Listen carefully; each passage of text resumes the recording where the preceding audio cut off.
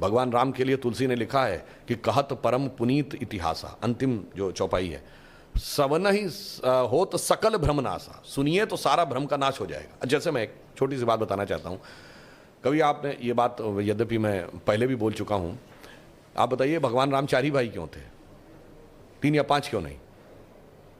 और अगर 4 भाई थे तो लक्ष्मण ही क्यों राम के साथ जाएंगे वन में, और भरत ही खड़ाऊ रख के शासन क्यों करेंगे, और शत्रुघ्न ही अयोध्या में क्यों रहेंगे?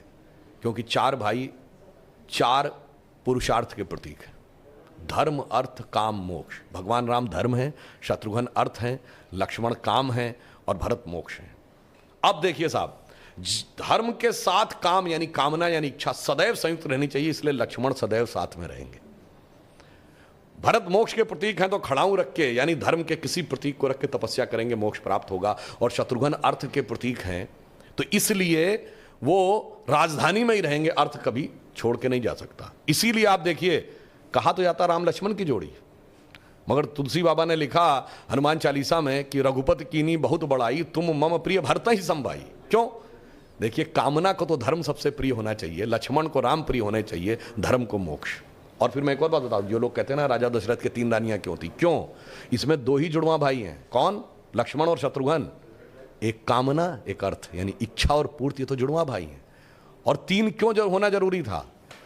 ये चारों चीजें एक ही स्रोत से नहीं आ सकती। धर्म सतोगुण से आएगा, तो कौशल्या जी सतोगुण का प्रतीक हैं, तो राम की मां है।